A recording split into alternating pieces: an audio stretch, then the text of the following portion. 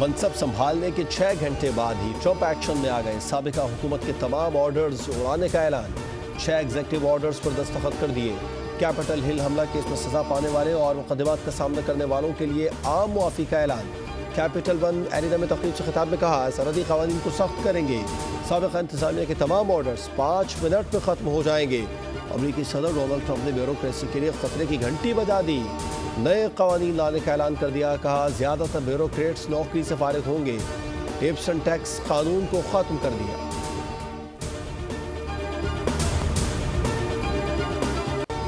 नौमुंतखब अमरीकी सदर Donald Trump ने हलफ उठा लिया। डोनाल्ड ट्रंप अमरीका के 47वें सदर बन गए।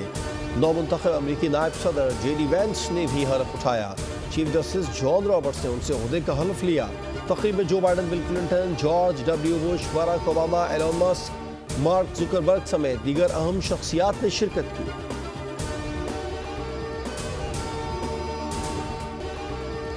कुछ इंतखाबात कौम की तकदीर बदल देते हैं। आज का दिन फतह की तरह महसूस होता है।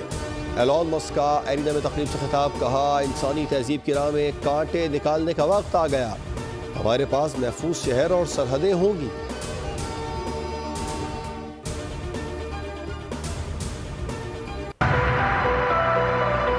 बोल अमेरिका में आपको बता रहा है कि इसमें वाशिंगटन डीसी के अंदर क्या माहौल है।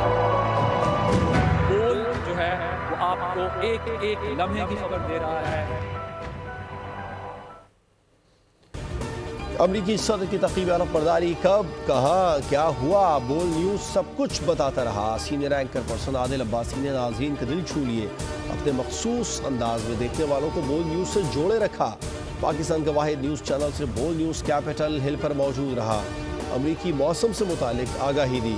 न्यूयॉर्क से वाशिंगटन का सड़क से सफ़र का तजुर्बा भी किया। सिर्फ खबरों का ही नहीं, अमरीका में पाकिस्तानी खानों का भी बताया, जिसका नाज़रीन ने भरपूर लुत्फ़ पाया।